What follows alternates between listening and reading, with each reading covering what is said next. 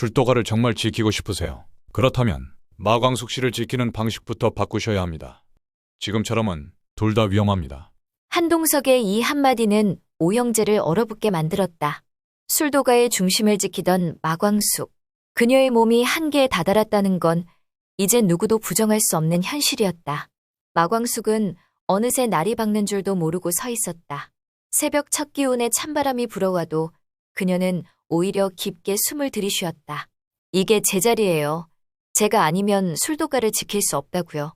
그녀의 말에 한동석은 답하지 못했다.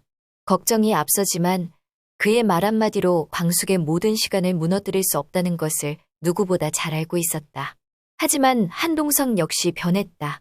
더 이상 바깥에서 바라보는 사람이 아니었다.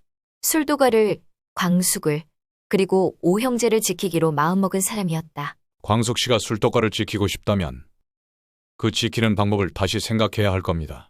그녀는 고개를 돌렸다. 지키는 법? 저는 지키는 게 아니라 이 안에서 살아가는 거예요. 일하는 게 제 숨이에요. 이걸 그만두면 난 그냥 멈춰요. 한동석은 그 말에 무거운 침묵으로 답했다.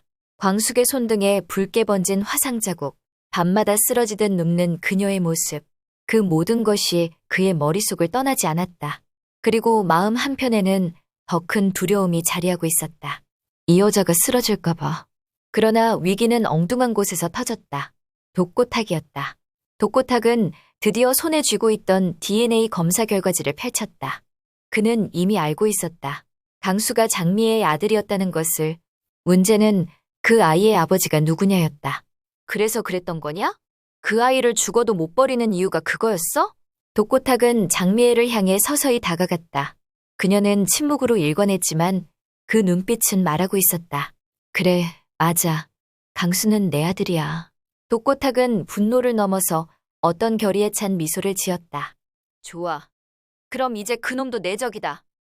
그놈이 가진 모든 것 내가 가져오겠어. 지분이든 이름이든 심장이든. 그날 저녁 독고탁은 술도가 변호사를 찾아갔다. 지분이 어머니에게서 자식에게 넘어가는 게 맞는다면 장미애가 모자지간인 이상 강수는 상속권을 가집니다. 그걸 우리에게 넘기세요.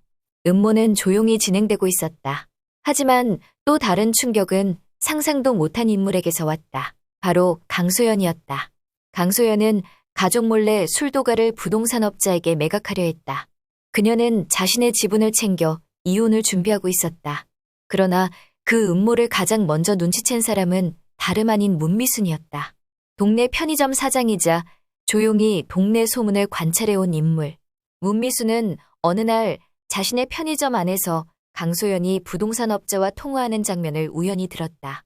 그날 맞춰서 등기서류 준비해주세요. 가족들 몰래 처리해야 하니까. 그 말은 미순의 등골을 오싹하게 만들었다. 문미순은 오천수에게 말했고 오천수는 강소연에게 계약서 사본을 들이밀었다. 넌 우리 가족을 2번 죽였어. 날 버린 것도 모자라 이제는 이 집까지 팔아넘기려 했다고? 강소연은 입을 다물지 못했다. 오빠, 난 그냥 내 몫을 찾고 싶었을 뿐이야. 분노는 걷잡을 수 없이 커졌고 오천수는 곧장 이혼 소송을 제기했다. 오응수는 이를 갈며 말했다. 독고탁은 술도가를 뺏으려 하고 강소연은 팔아먹으려 하고 우리가 눈 뜨고 당하고만 있어야 합니까? 결국 강소연은 짐을 쌌다. 하지만 순순히 나가진 않았다. 이 집 내 이름도 있다고. 내가 나가긴 왜 나가? 나 못 나가!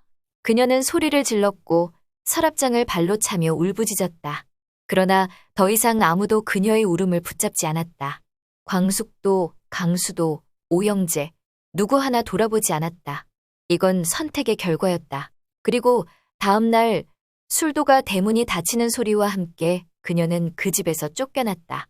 오천수는 말없이 문을 닫았고 그녀의 이름은 다시는 그 집안의 식구 명단에 오르지 못했다.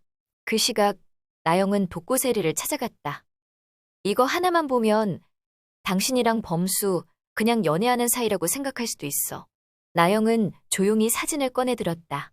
사진 속에는 오범수와 독고세리 그리고 오한이가 함께 웃고 있었다. 마치 가족처럼. 그 장면은 나영은이 공들여 만든 함정이었다. 이 사진 학교에 돌리면 어떤 일이 벌어질까? 애딸린 교수가 제자랑 사귄다고 벌써 시끄러웠다면서? 세리는 말을 잇지 못했다. 이미 학과장에게 불려갔던 범수. 이미 시선이 곱지 않았던 주변. 이 사진이 퍼지면 그가 교단에서 물러나는 건 시간 문제였다. 내가 범수 교수 자리 하나 날려버리는 건 그리 어려운 일이 아니야. 나영은의 말투는 조용했지만 살기가 서려 있었다. 그리고 오한이 내 딸이야. 네가 아무리 잘해도 넌 엄마가 될 수 없어. 한이는 내가 데려갈 거야. 세리는 손끝이 떨리는 걸 느꼈다. 그 말이 현실이 될까 두려웠다. 하지만 그보다 무서운 건 이 여자의 눈빛이었다. 이미 돌아갈 수 없는 강을 건넌 사람의 눈빛. 그녀는 마지막 말을 남기고 돌아섰다. 범수, 너, 그리고 한이. 셋 다 내가 잃은 거야. 근데 너만 행복할 순 없잖아. 그치? 그 시각 오광수는 마광숙의 방 앞에서 망설이고 있었다. 그는 이제야 마광숙의 진심을 이해하게 되었고 마침내 자신의 정체도 받아들이기 시작했다.